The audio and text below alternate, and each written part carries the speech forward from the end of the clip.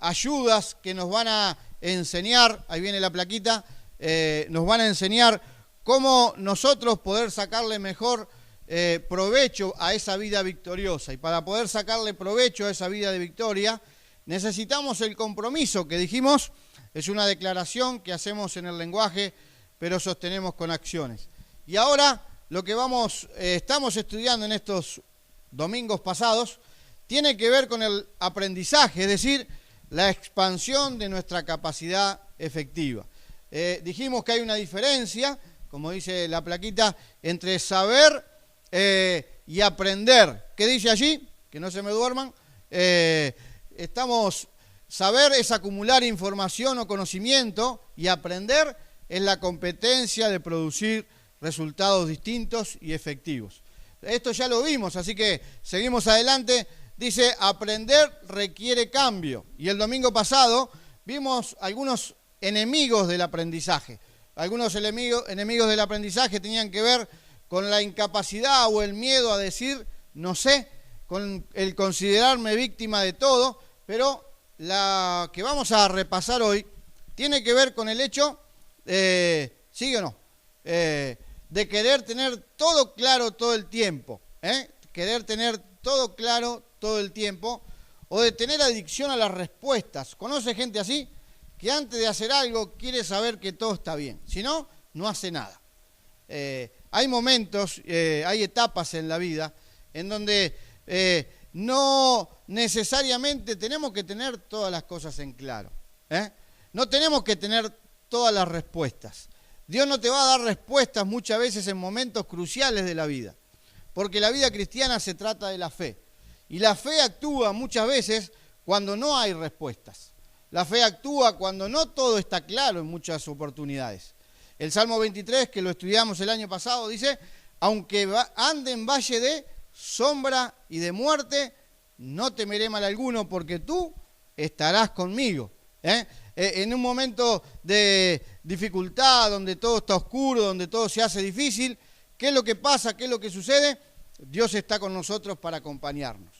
Por eso, si nosotros esperamos tener todo claro, esperamos tener todas las respuestas, nunca nos vamos a mover, nunca vamos a crecer, nunca vamos a avanzar, nunca vamos a ir para adelante.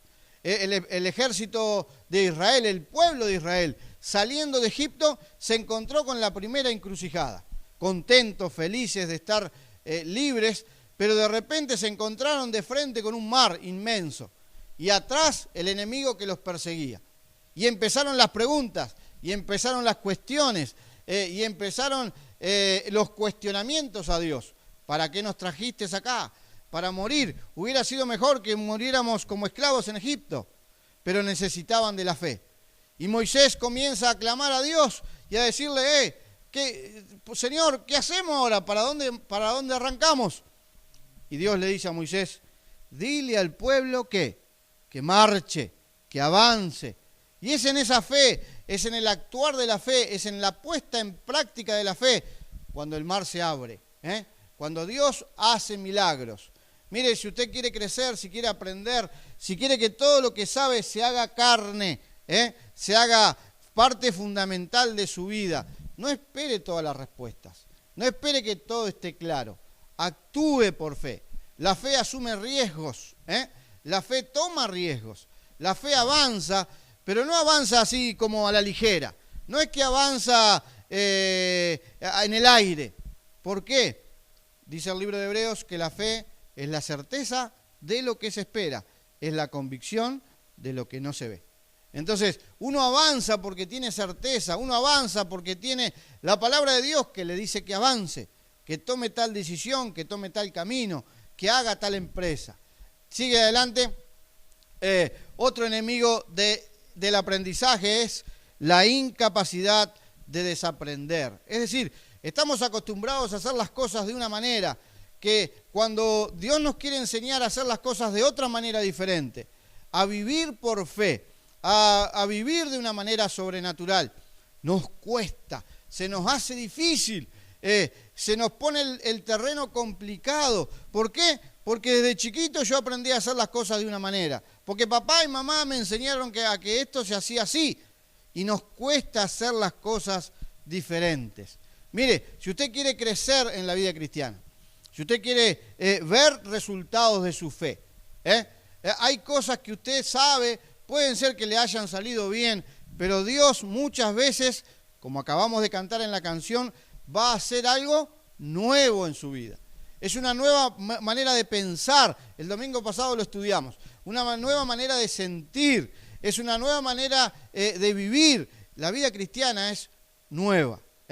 De modo que si alguno está en Cristo, nueva criatura es. Las cosas viejas pasaron. Aquí todas son hechas nuevas. Tiene que acostumbrarse a lo nuevo. Nosotros a veces nos desacostumbramos a lo nuevo.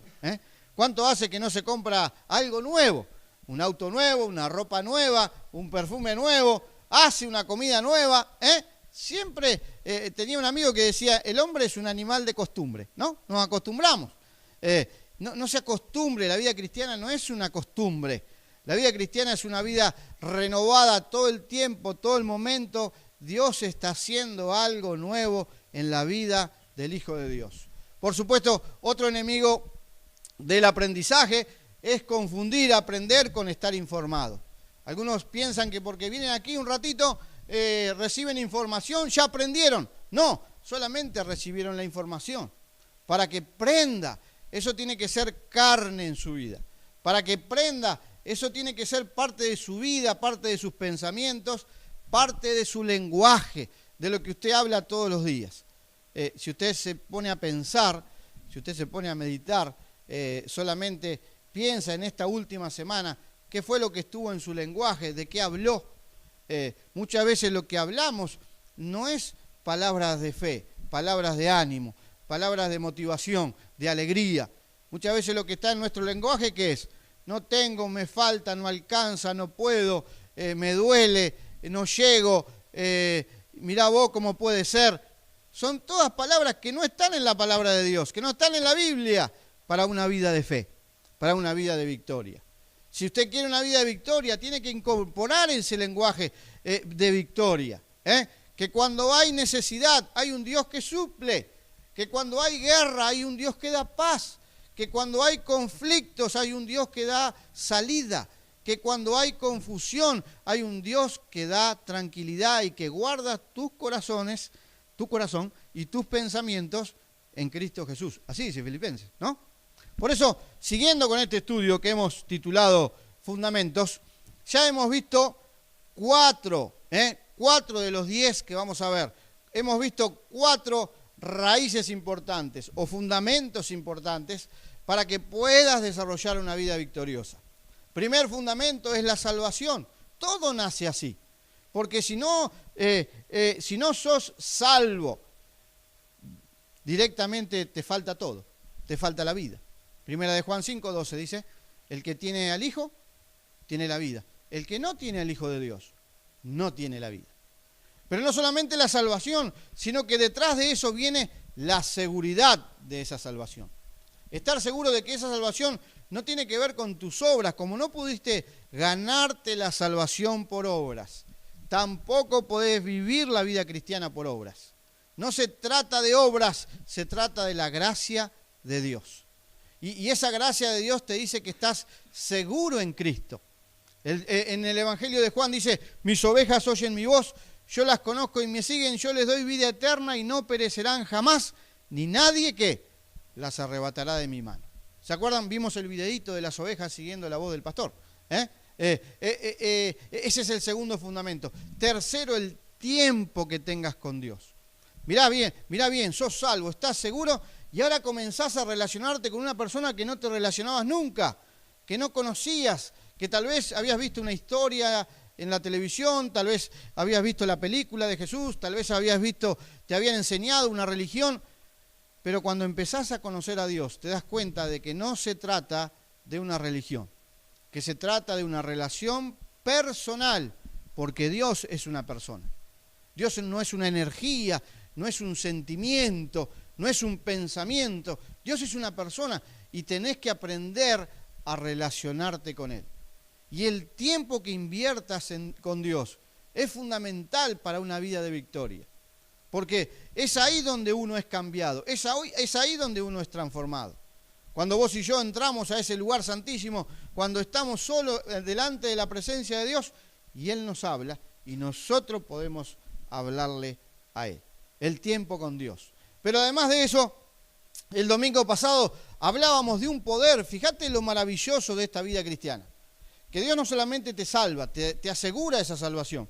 Dios te da acceso a una relación con Dios. Hebreos dice, entrad confiadamente al trono de la gracia. Podemos hablar con Dios. Podemos estar con Dios sin intermediarios. Pero además de eso, Dios inyecta en nosotros el poder para poder vivir. Porque nosotros no podemos producir esa vida. Porque muchas veces nosotros no queremos esa vida. Nosotros renegamos, se arma una guerra acá adentro entre la vieja naturaleza, la carne, y la nueva naturaleza que tenemos, el espíritu. Entonces necesitamos el poder para vivir, y ese poder viene del Espíritu Santo que habita en nosotros. Y ese espíritu, dijimos el domingo pasado, produce vida y produce paz. ¿Cómo fue tu semana? ¿Fue una semana de vida y paz? ¿O de guerra y conflicto? ¿Tuviste vida y paz? ¿Te sirvió? ¿Pudiste recordarlo en un momento? Es lindo ver ahí a través del WhatsApp cuando algunos están compartiendo, y varios compartiendo lo mismo, vida y paz. Hoy, viendo el quinto elemento, el quinto fundamento, nos vamos a dar cuenta del valor que tiene para cada uno de nosotros. Mire, cuando hablamos de la iglesia, para muchos la iglesia es una institución. Para otros la iglesia es un lugar a donde ir. ¿A dónde va el domingo? Voy a la iglesia, ¿no? Para algunos la iglesia es una reunión, un edificio, algo que tiene que ver con un evento. Pero quiero decirle algo, si usted tiene ese pensamiento, está completamente equivocado. La iglesia es mucho más que una reunión. La iglesia es mucho más que un evento, que un lugar a donde asistir. Esto que usted ve acá no es una iglesia. ¿Me sigue? La iglesia, la Biblia menciona 4 metáforas para decir lo que es una iglesia. La Biblia dice que la iglesia es un edificio, pero no refiriéndose a paredes específicas. La Biblia dice que la iglesia es un cuerpo, la Biblia dice que la iglesia es un rebaño, y la Biblia dice que la iglesia es una familia. Pero esa iglesia que estamos tratando de entender se transforma en el quinto elemento, y nos vamos a dar cuenta de por qué es importante para un hijo de Dios la iglesia. La iglesia es el cuerpo de Cristo, es la novia de Cristo. Dice así en sus palabras, ¿qué es lo que hace que una iglesia tenga éxito o no? Logre lo que Dios se propone con ella. ¿Qué parte, mire usted, qué parte jugaron los creyentes en el pasado? ¿Y cuál es hoy la que nos toca a nosotros? Necesitamos entender que la iglesia es la novia de Cristo, la cual Él compró con su sangre y está siendo preparada para su boda real. La iglesia es la novia de Cristo. Dios está perfeccionando a su iglesia. La iglesia está formada por todos los santos que Él ha comprado, ha redimido, dice allí, con su propia sangre. Y forman parte de ese cuerpo, de ese edificio, de esa familia, de ese rebaño.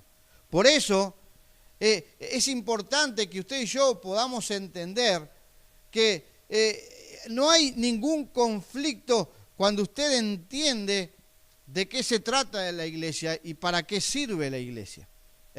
Algunos piensan que pueden ser creyentes, que pueden estar bien con Dios sin ser parte de la iglesia. Pero entienda lo que dice la Biblia. La Biblia dice que el amor de Dios se ve en los que aman la iglesia y buscan su madurez. ¿Lo lee conmigo? El amor a Dios se ve en los que aman la iglesia y buscan su madurez. No se puede amar a Dios y no amar a la iglesia. No se puede amar a Dios y criticar a la iglesia. Mire, si hay algo triste que hoy que vive el cristianismo, es ver cuando un hijo de Dios critica a otra iglesia. Y aquella iglesia es un desastre, y aquella iglesia es chiquita, y aquella iglesia es grande, y aquella iglesia hace esto y aquella iglesia hace lo otro. Mi amigo, cuando usted hable de la iglesia, tenga cuidado, porque la iglesia fue comprada con la sangre de Cristo. Y los años que he tenido en el cristianismo, una de las cosas que más me duele cuando se critica a la iglesia, cuando aún líderes, aún personas que dicen tener muchísimo conocimiento, se jactan de juzgar o de criticar a otra iglesia. Mire, la iglesia no debe tener guerra entre sí. No es la guerra que tenemos, no es contra la iglesia del otro lado, contra la iglesia de la otra ciudad, contra la iglesia de enfrente. Es con el enemigo, con Satanás. Es a él al que hay que arrebatarle las armas al diablo. No es a otra iglesia que hay que robarle lo creyente. ¿Me va siguiendo o no? Entonces, antes de juzgar a una iglesia, antes de criticar a una iglesia, tenga cuidado bien de lo que habla, de lo que dice, porque Cristo murió en la cruz por esa iglesia. Pero no pensemos en otra iglesia hoy, pensemos en nosotros mismos. ¿Cuánto nosotros amamos a nuestra iglesia hoy acá? Cuando estamos hablando de la iglesia, estamos hablando de cada persona que compone este lugar. No del edificio, no de las sillas, no de la decoración. Cada persona es parte de este cuerpo. Dios está desarrollando, está formando, está haciendo crecer una iglesia en este lugar. Y esa iglesia ama a Dios cuando ama a su propia iglesia y cuando busca su crecimiento y cuando busca su madurez. El apóstol Pablo en todas sus cartas va a mencionar que ora por cada iglesia, va a mencionar que ora para que cada creyente alcance el conocimiento de Dios y madure y crezca. Mis hermanos, tenemos como iglesia que crecer, tenemos que madurar. Las iglesias tienen etapas, así como cada niño vive una etapa, desde cuando chiquitito toma la mamadera, después crece un poquito más, come su purecito, después un poquito más, ya empieza a comer carne, va a la escuela y así hasta que alcanza la adultez y la madurez. Las iglesias también viven etapas y nosotros estamos en una etapa en donde debemos dejar de dar vueltas como niños y avanzar y crecer y madurar y tomar decisiones de personas adultas y maduras, como una iglesia adulta y madura. ¿Sabe qué? Buscar la madurez, ver qué es lo que nos está faltando para alcanzar aquello que Dios quiere que logremos. ¿Qué es lo que no hemos hecho? ¿Qué es lo que hemos hecho hasta ahora y hemos hecho bien o tenemos que corregir? Pero debemos reaccionar, debemos abrir los ojos, abrir el corazón y buscar la madurez. ¿Sabe por qué? Porque ahí dice, hay 4 marcas que vamos a descubrir en esta iglesia modelo, de cómo nosotros podemos practicarlas y llegar a la madurez como iglesia, y llegar a la madurez, como dice ahí, a ser una iglesia madura. Mire, si usted busca en el Nuevo Testamento, va a encontrar diferentes iglesias. Nosotros terminamos de ver un estudio de 7 iglesias del Apocalipsis y vimos cómo cada una tenía su particularidad. Nos gustó mucho la de Filadelfia, que había guardado la palabra y no había negado la fe. Pero si usted quiere buscar una iglesia ejemplar, ¿cómo debe ser una iglesia? Tiene que viajar hasta el capítulo 17 del libro de los Hechos, llegar a la ciudad de Tesalónica y encontrar allí una iglesia modelo, una iglesia ejemplar, una iglesia que puso en práctica, que vivió todas las enseñanzas que en este caso el apóstol Pablo les dejó. Pablo en sus viajes a Macedonia llegó a Tesalónica, estuvo allí por algunas 2 o 3 semanas y en esas 2 o 3 semanas que estuvo, personas se acercaron a la fe. Personas conocieron a Cristo como su Salvador. Mayormente algunos eran judíos, algunas mujeres también de la alta sociedad alcanzaron la verdad del Evangelio. Pero la persecución, pero las burlas, pero la presión, pero toda la oposición que había en esa ciudad hizo que Pablo y Silas salieran de esa ciudad corriendo, y se fueran a predicar a otras ciudades, y ahí quedó el rebaño, y ahí quedó el grupito que en poco tiempo habían escuchado la palabra de Dios. Y usted puede decir, 2 semanas, 3 semanas, ¿son suficientes para fundar una iglesia? 2 semanas, 3 semanas, ¿alcanzarán para que alguien entienda la verdad completa de la palabra? ¿Cuánto hace que estamos aquí trabajando? ¿Cuánto hace que estamos enseñando la palabra de Dios? 1 año, 2 años, 3 años. Y muchas veces cuesta que prendan los principios de la palabra. Cuesta que una persona que sabe que tiene que orar, ore. Sabe que tenga que leer la Biblia, se ponga a leer la Biblia. Sabe que tiene que evangelizar, llevar el evangelio a otros, le comparta a otros de Cristo. Mire, cuesta generar hábitos en la vida de la gente. ¿Se puede lograr en 3 semanas una iglesia exitosa? Bueno, acá lo vemos. Y quiero que lo descubramos juntos, porque esta iglesia, la de Tesalónica, nos va a dejar y nos va a marcar 4 señales importantes, 4 marcas, 4 sellos que tiene una iglesia que madura. Que no se queda solamente con la información, que no se queda solamente con lo que recibió, sino que lo vive, lo come, lo digiere, se aplica en su vida personal. Miren la primera marca, primera de Tesalonicenses, capítulo 1. Si usted me acompaña, primera carta de Pablo a la iglesia en Tesalónica. ¿Qué es lo que está pasando? Miren, verso 1, dice allí, Pablo, Silvano y Timoteo, Pablo, Silvano y Timoteo, a la iglesia de los tesalonicenses, en Dios Padre y en el Señor Jesucristo, gracia y paz sean a vosotros, a Dios mismo, nuestro Padre, y del Señor Jesucristo. Damos siempre gracias a Dios por todos vosotros, haciendo memoria de vosotros en nuestras oraciones. El apóstol está lejos, había tenido que salir por la persecución, por la presión, porque no querían dejarle predicar el evangelio, pero no se olvida de aquellos que habían ganado para la fe. Y comienza a escribir a ese grupito, a ese pequeño grupo, y les empieza a animar y a decirle, estamos preocupados, no sabemos cómo están, pero ustedes siempre están en nuestras oraciones. Primera lección que sacamos de estos textos. Mire, no deje de orar por sus hermanos. Una iglesia que crece, una iglesia que madura, ora. Una iglesia que crece, una iglesia que madura, tiene en vista, tiene en su mente a los otros cristianos. Y no es que pasan desapercibidos. No importa no es que si vienen, bien, y si no vienen, también.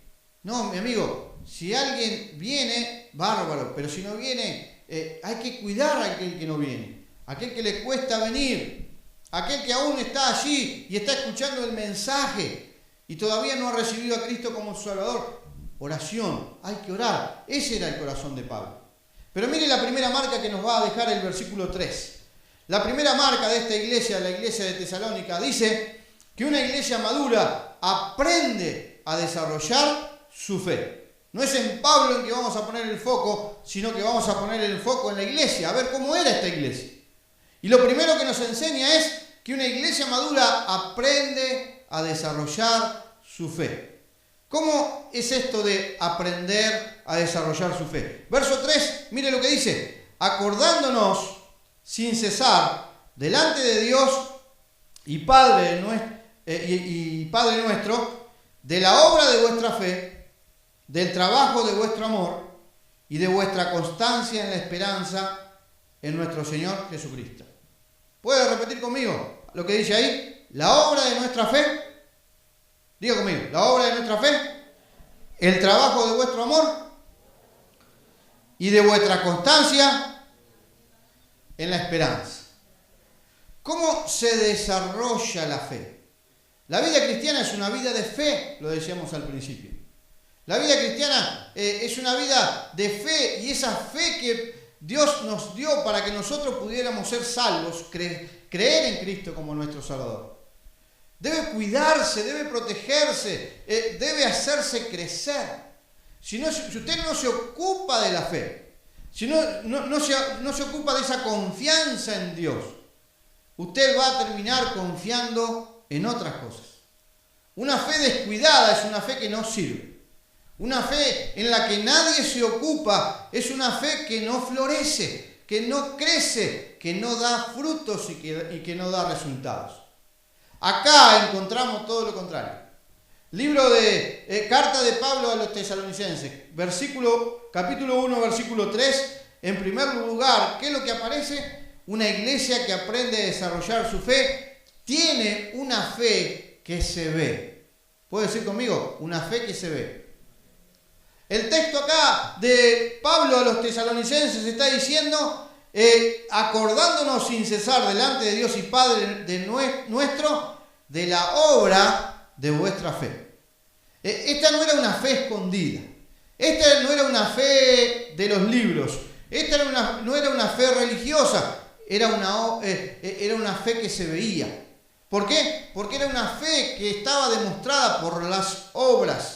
Así dice Santiago, ¿no? Que la fe se debe demostrar por las obras que uno hace, por las acciones que uno tiene, por las decisiones que uno toma todos los días. Usted puede decirme que cree en Dios, usted puede decirme que es un hijo de Dios, usted puede decirme, cantarme todas las canciones del himnario, todo lo que usted quiera. Pero lo que usted está haciendo, sus acciones a donde lo están llevando, me están diciendo dónde está poniendo usted su fe. Dónde usted está andando, a quien usted le está creyendo. La fe se ve, la fe actúa, la fe se muestra. Y estos hombres tenían obras que daban como resultado, como muestra evidente, que había algo diferente en ellos.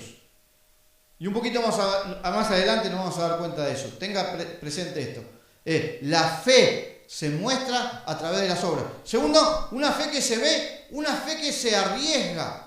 El texto sigue diciendo, obra de vuestra fe y el trabajo de vuestro amor. Es interesante porque cuando yo leo ese texto y digo, el trabajo de vuestro amor, o sea que el amor es trabajo, ¿no? ¿Sabe que sí? ¿Sabe que muchas veces amar a la gente lleva trabajo?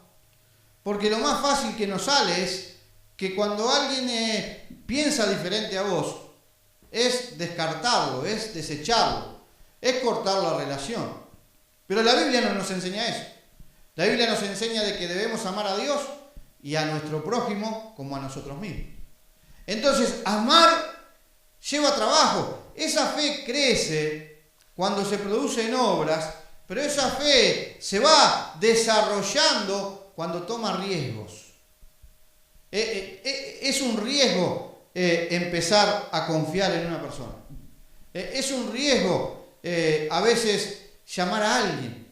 ¿Sabe que muchas veces me pasa que digo, bueno, voy a llamar a alguien porque lo quiero animar, ¿no? Entonces lo quiero alentar. Y vos vas con toda la gana y con toda la buena intención y tenés todo el espíritu bárbaro y decís, qué bueno, voy a animar a Francisco, ¿no? Entonces agarrás, buscás el teléfono, lo llamás y al otro día y suena el teléfono ahí y del otro lado, hola, sos vos, ¿no? ¿Para qué llamar? Ya te tiró abajo, ¿no? Vos ibas con toda la gana, con toda la intención, y del otro lado lo que recibí, una bofetada, una cachetada. ¿No te ha pasado muchas veces así? De que vos le ponés toda la garra, toda la intención, vos querés hacer las cosas bien, pero del otro lado no hay feedback, no hay vuelta, no hay relación. ¿Qué haces? Más, sí, con este no hablo más. Bueno, hay veces que tristemente hay que llegar a un punto así, donde ya lo intentás una vez, lo intentás 2 veces, lo intentás 3 veces, va a la casa, comés, desayunás, salí, le cantás la canción, el arroz con leche, todo lo que vos quieras. Y si el tipo no quiere, bueno, llega un momento que lo único que te queda es presentarlo a Dios y Señor, ocupate vos. O sea, pero después de haber trabajado, antes hay un trabajo de amor. Y esta gente lo hacía. Esta gente se esforzaba, trabajaba, el trabajo de vuestro amor. Hermano, necesitamos trabajar en el amor. Necesitamos trabajar en relacionarnos mejor. Una de las cosas que ha servido este tiempo, el WhatsAppito que estamos utilizando cada semana, es a trabajar nuestro amor. ¿Sabe por qué? Porque muchas veces hay gente que le cuesta comunicarse. Hay gente que le cuesta expresarse, hay gente que le cuesta animar a otros. Y sin embargo este medio ha servido para que, wow, mirá quién escribió, decimos a veces, ¿no? Wow, mirá estaba vivo. Y te animan las palabras que comenta. Necesitamos, si queremos crecer como iglesia, si queremos madurar, aprender a crecer en nuestras relaciones, trabajar el amor. Que cuando vengas y entre por esa puerta, sepas que acá hay gente que te va a animar, que te va a alentar. Pero ya sea la cultura, ya sean los temperamentos, ya sea la manera de ser, llamale como quieras, pero a veces nos cuesta comunicar, nos cuesta relacionar, nos cuesta reírnos, nos cuesta saludarnos. Muchas veces llega la gente y se sienta y se pone en un rincón y agacha la cabeza y hasta que nadie le dice buenas tardes, no levanta su cabeza. Acostúmbrese, Hay gente al lado suyo, igual que usted es gente, hay gente al lado suyo. Se salude, anime, exhorte, lleve a la gente al conocimiento de Dios. Trabaje en el amor. Mire, aquí una iglesia que desarrolla su fe, tiene una fe que se ve, una fe que se arriesga, pero una fe que perdura. El texto del versículo 3 dice, allí, y de vuestra constancia en la esperanza en nuestro Señor Jesucristo. Una iglesia que madura desarrolla su fe. Y una fe que crece es una fe que perdura. No es una fe de los domingos, donde cantamos las canciones, escuchamos mensajes, todo bárbaro, espectacular, qué lindo, qué bárbaro, qué divertido. Pero salimos de ahí, salimos de acá y ya esa fe se marchita, esa fe se cae, esa fe ante la primera prueba se desanima. Estos hombres habían escuchado la palabra de Dios por 2 semanas, 3 semanas. Sin embargo, habían aprendido a desarrollar su fe. Una fe que se veía, una fe que se arriesgaba, una fe que perduraba. Esa es la primera marca de esta iglesia de Tesalónica, pero hay otra marca. Y la segunda marca dice, una iglesia que madura pone en práctica lo que cree. Si hay algo que esta iglesia hacía, es que lo que recibió, a la práctica. Lo aprendió, ahí se vio. Versículo 6 dice, vosotros vinisteis a ser imitadores de nosotros y del Señor, recibiendo la palabra en medio de gran tribulación, con gozo en el Espíritu Santo. ¿Cómo se practica lo que uno cree? En primer lugar, recibiendo la palabra. Recibiendo la palabra. Mire, si yo tengo aquí un regalo, ¿no? Que quiero darle a Richie, ¿no? Digo, bueno, este es mi regalo, y se lo doy. ¿Es de Richie esto? ¿Sí o no? No es, si lo tengo yo. ¿Cuándo es de él? Pero no lo agarro. Díganle, anímenlo un poquito. Agarre. ¿Qué hizo? ¿Dónde está? En sus manos. Eso es lo que debemos hacer con la palabra de Dios. Mire, desde aquí cada domingo Dios te habla, Dios te anima, Dios te exhorta, pero ¿sabe qué? Muchas veces la palabra queda flotando acá. Muchas veces la palabra solamente traspasa los labios y no pasa esa puerta. ¿Sabe por qué? Porque falta la actitud de recibir la palabra, de agarrar esa palabra y de hacerla carne. Esta gente en Tesalónica dice que escuchó la palabra, no importa el tiempo. ¿Se da cuenta? ¿Se da cuenta que no tiene que ver con 20 años de creyente, 50 años de creyente? 2 semanas, 3 semanas recibieron la palabra. ¿Y qué hicieron? La guardaron, la hicieron propia. Y eso produjo una nueva vida. Segundo, mire, recibieron la palabra, sufrieron por Cristo. El segundo lección que sale del versículo 6 dice, ser imitadores, recibiendo la palabra en medio de gran tribulación, con gozo en el Espíritu Santo. ¿Qué pasó con esta gente? Pablo terminó yéndose de la ciudad por la oposición. Ellos, viendo que el apóstol se fue, que lo habían conocido por poquito tiempo, que les había llevado la fe, ellos podían haber dicho, bueno, si el apóstol se fue, ¿nosotros qué vamos a seguir? Nosotros nos quedamos acá también en el camino. Y cuando venga por ahí nos llegamos a reunir de nuevo. Sin embargo, ellos mantuvieron esa fe. Ellos siguieron adelante a pesar de la presión, a pesar de la tribulación. dice que ellos tenían gozo porque estaban sufriendo, pero sufriendo por una buena causa, sufriendo por la causa de Cristo. ¿Sabe que a ninguno de nosotros nos gusta sufrir? A nadie le gusta sufrir. Pero hay veces que ese sufrimiento es el que produce en nosotros esa fe que crece, esa fe que madura. Es el único camino que tenemos para alcanzar la madurez. Tercero, versículo 7 dice: de tal manera que habéis sido ejemplos a todos los de Macedonia y de Acaya que han creído. Esta gente, al poner en práctica lo que creía, recibieron la palabra, sufrieron por Cristo, extendieron su poder. Lo que ellos vivían, lo que ellos hacían, cómo alababan a Dios, cómo servían a Dios, cómo crecían en la fe, llegó a otras ciudades, llegó a otros destinos, llegó a otras regiones en donde los demás decían: che, ¿sabés que en Tesalónica está bravo, está difícil? Pero hay un grupo de creyentes ahí que le da para adelante. Hay un grupo de creyentes ahí que está leyendo la Biblia, está recibiendo la palabra. Hay un grupo de creyentes ahí que se aman unos a otros, les cuesta, pero difícil, pero avanzan. Hay un grupo de creyentes ahí que está avanzando, tienen esperanza. Nosotros tenemos que animarnos un poquito. ¿Saben? Esa es una iglesia que madura, esa es una iglesia que crece. Cuando lo que Dios produce en ellos se extiende en otros. Nunca las bendiciones de Dios son para nosotros mismos. Siempre son para que se extiendan a otras regiones y a otros lados. Verso 9, recibieron su palabra, sufrieron por Cristo, extendieron su poder, cambiaron sus vidas.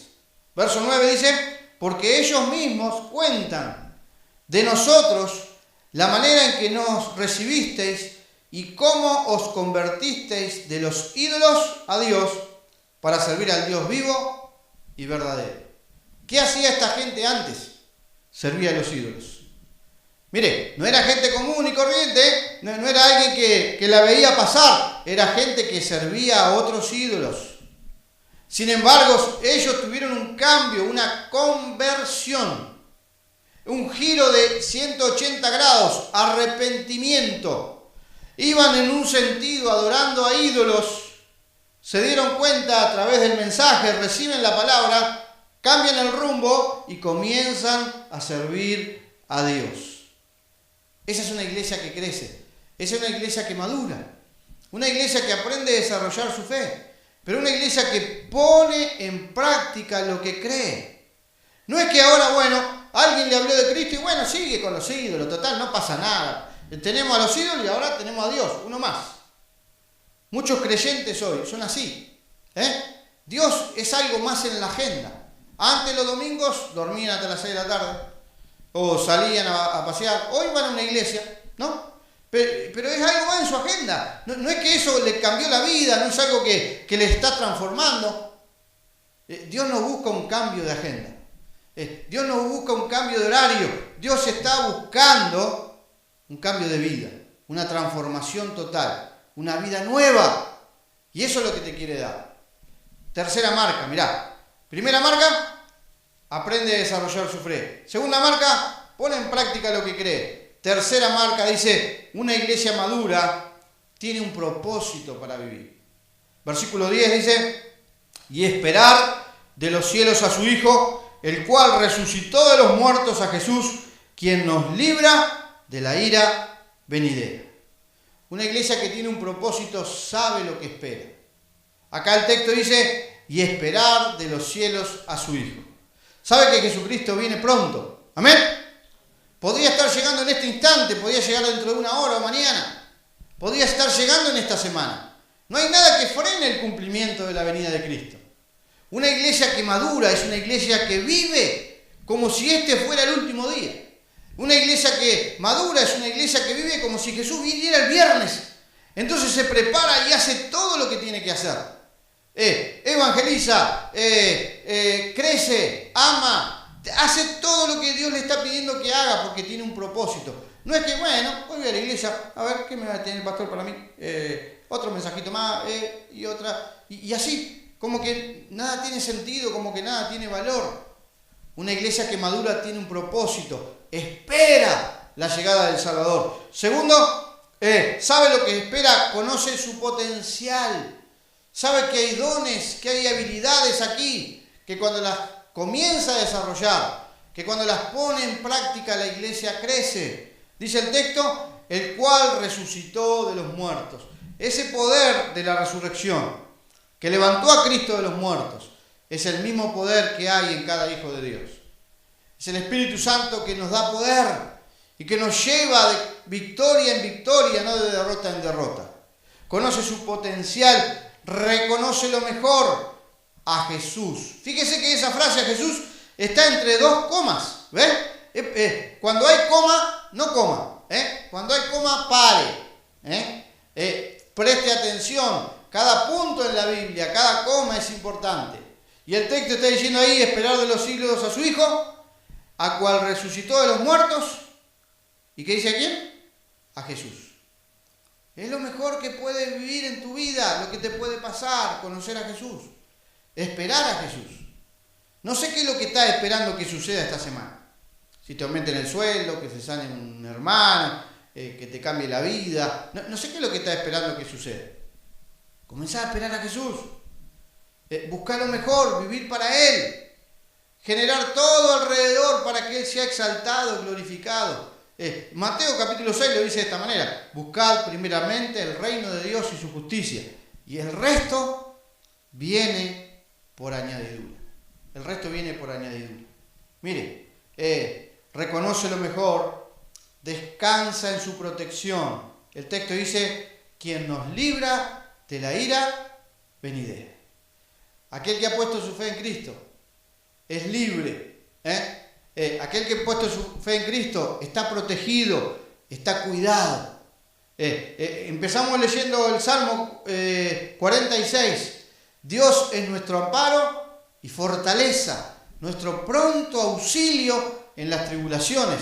Es lo que empezamos a leer hoy cuando comenzamos esta reunión. Última marca, mire.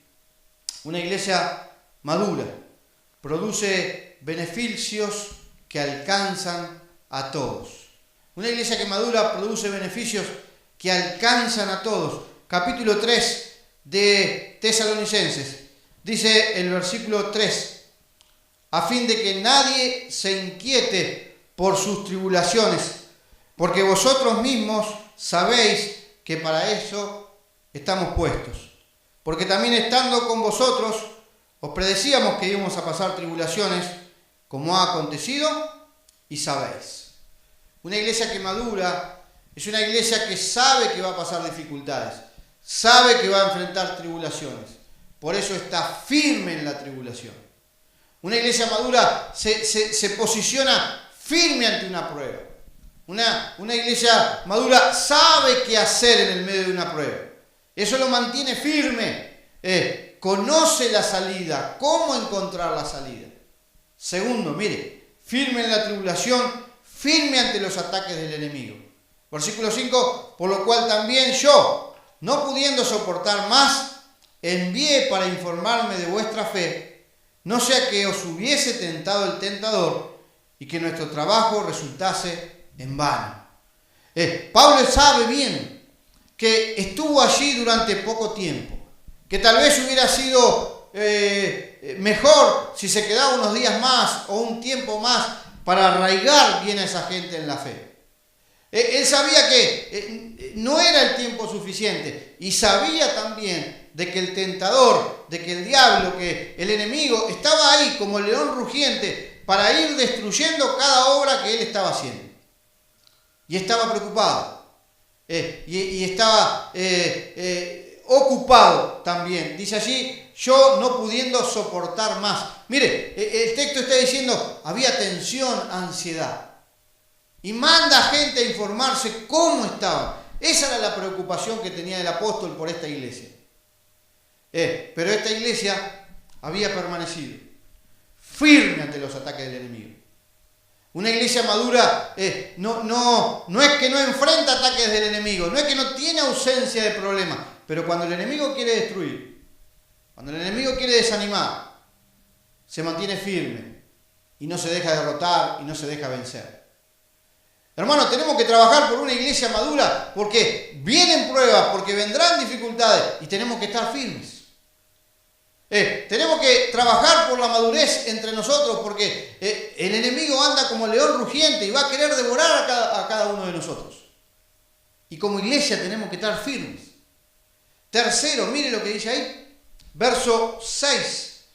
Pero cuando Timoteo volvió de vosotros a nosotros y nos dio buenas noticias de vuestra fe y amor, y que siempre nos recordáis con cariño, deseando vernos como también nosotros a vosotros, por ello, hermanos, en medio de toda nuestra necesidad y aflicción, fuimos consolados de vosotros por medio de vuestra fe.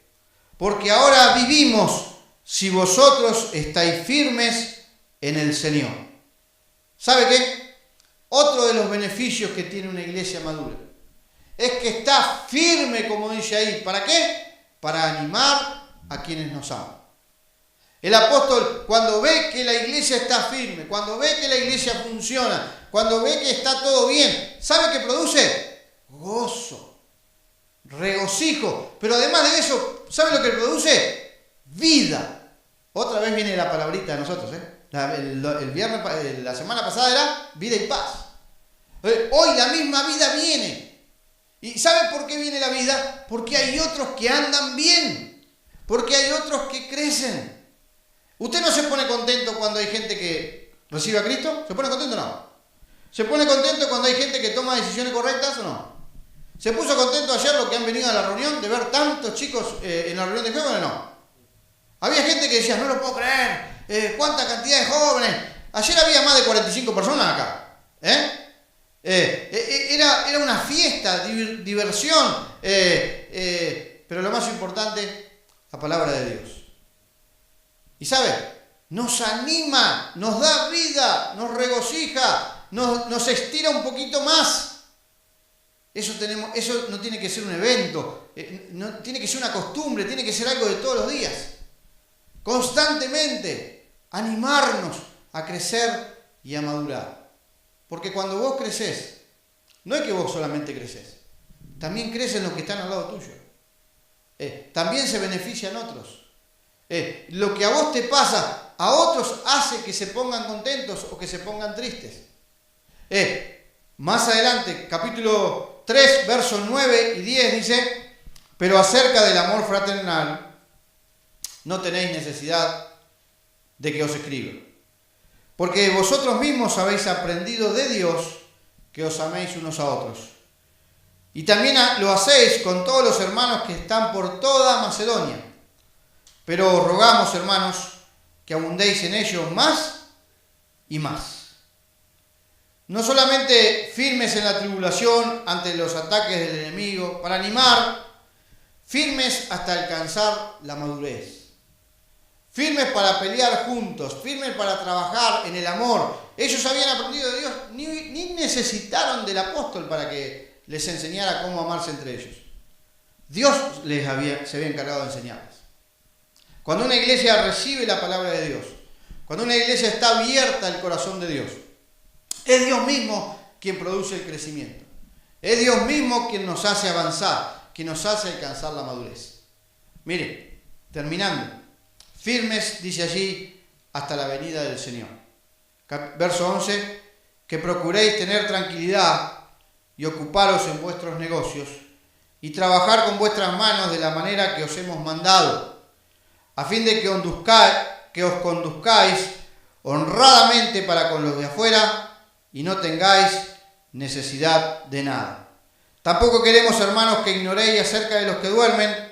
Estoy en el capítulo 4, ¿no? Por eso no entiende nada, ¿no? Bien, este capítulo 3, versículo 11, dice, mas el mismo Dios y Padre nuestro y nuestro Señor Jesucristo dirija nuestro camino a vosotros, y el Señor os haga crecer y abundar en amor unos para con otros y para con todos, como también lo hacemos nosotros para con vosotros, para que sean afirmados vuestros corazones, irreprensibles en santidad delante de Dios nuestro Padre, en la venida de nuestro Señor Jesucristo, con todos sus santos, firmes hasta la venida del Señor.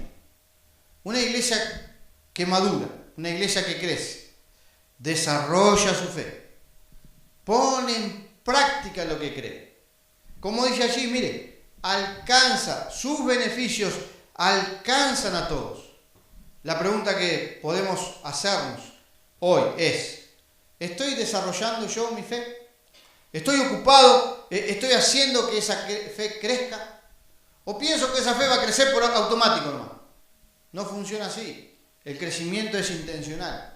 El crecimiento debe ser algo que debe ser producido y saber en qué áreas de mi vida espiritual me falta crecer. Me falta crecer en la fe, me falta crecer en confianza, me falta crecer en mi relación con otros, me falta crecer en mi testimonio. ¿En qué me está faltando crecer? Y ocuparme en ese crecimiento. Segundo, ¿cuánto de lo que recibo de Dios lo llevo a la práctica? ¿Has escuchado la palabra de Dios? ¿La vas a recibir en esta noche? ¿O vas a dejar que entre por un oído, salga por el otro y que no tenga ningún efecto? Hacé carne, hacé propia la palabra de Dios. ¿Cómo la hacer propia? Llegando a casa, ocupándote, haciendo todo lo que escuchaste, llevándolo a la práctica. Podés escuchar el mensaje otra vez, 20 veces si querés. Para eso lo ponemos en el internet, para eso está en la página, para eso tenés la hojita. Recibí la palabra de Dios. Meditá en ella. Decile al Señor, ¿qué tengo que cambiar? ¿Qué tengo que dejar? ¿Cómo puedo ser un mejor cristiano? ¿Cómo puedo alcanzar a otros? Mirá, otra pregunta. ¿Qué propósito tengo para vivir? El propósito es lo que me mueve, es ese motor por el que hago las cosas. ¿Es Dios tu propósito? ¿O son las ganancias solamente tu propósito? ¿O es la avaricia? ¿O son los celos? ¿Qué es lo que te mueve? ¿Por qué haces lo que estás haciendo? Último, ¿qué estoy produciendo? ¿A quiénes estoy afectando con mi vida hoy? Si vos mirás a tu círculo íntimo, las personas que están más cerca tuyo, cuando vos llegás, ¿sos de bendición o sos un problema? ¿Estás extendiendo tu fe? ¿O los que te miran dicen, wow, mirá que él llegó el santito? Llegó Gatica, el que habla pero no practica. ¿Cómo te ven los que están alrededor tuyo? ¿Cómo te ven tus hijos? ¿Cómo te ven tu compañero en el trabajo? ¿Te ven como alguien que vive lo que cree? ¿O es alguien, o te ven como aquel que solamente habla y habla y habla, pero no le haga caso, que todo lo que dice después no lo hace? Trabajemos juntos, dice ahí, para alcanzar madurez. Y que esa madurez pueda beneficiar a cada persona que está cerca nuestro y que Dios ha puesto en nuestro camino. Mire, muchas veces las soluciones a los conflictos, las soluciones a los problemas, no están afuera, no están lejos, están bien cerca y están dentro nuestro. Porque si cambiamos nosotros, puede cambiar nuestro escenario de vida. Si cambiamos nosotros, puede cambiar nuestro hogar. Si cambiamos nosotros, pueden cambiar nuestros hijos. Si cambiamos nosotros, puede cambiar nuestra sociedad. Pero necesitamos ocuparnos y necesitamos trabajar en ello. No somos una iglesia perfecta, somos una iglesia que está en proceso de transformación, aprendiendo a descubrir la verdadera vida. El libro de los Hechos, capítulo 20, verso 28, dice que Jesús compró a la iglesia con su propia sangre. Y esa sangre es la que sigue limpiándonos y lavándonos hoy. Esa sangre es la que puede hacer que tus pecados sean perdonados. Que entiendas que tus pecados te separan de Dios. Y que hasta que no arregles esas cuentas con Dios, no vas a tener esa salvación, el primer de los fundamentos. Hasta que no arregles esas cuentas con Dios, hasta que no pidas perdón a Dios por tus pecados, hasta que te arrepientas de cada uno de tus pecados y recibas, es lo que hablamos hoy, recibas el regalo de la gracia de Dios, que es Cristo Jesús, es el que nos da la vida eterna.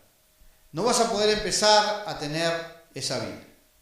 Y si ya hiciste eso, si ya Jesús es parte de esa salvación, necesitas comenzar a relacionarte con Él, pero todos los días, no como una religión, como una relación personal, a conocerlo, a ver cómo Él actúa, cómo Él provee, cómo Él sana, cómo Él libera, cómo Él guía, a conocer el Dios poderoso en que creemos, a usar ese Espíritu Santo y a transformar una iglesia en una iglesia poderosa y verdadera.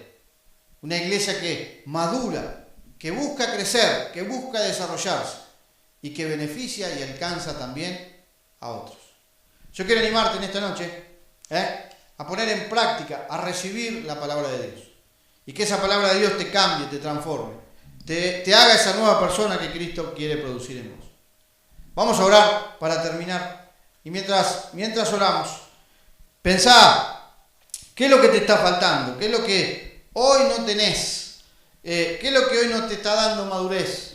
¿Qué es lo que que te está impidiendo tomar decisiones o dar pasos de crecimiento que te lleven a desarrollar tu fe, a poner en práctica lo que crees, a vivir con un propósito, a que otros sean beneficiados de esa fe que te caracteriza, que se está formando en tu vida? Padre, gracias te damos en esta noche por tu palabra, gracias por la bendición que es tener a Cristo en nuestro corazón. Pero Señor, como iglesia buscamos madurar, crecer. Como iglesia, Señor, buscamos que vos puedas producir en nosotros el carácter de Cristo. Siempre oramos para que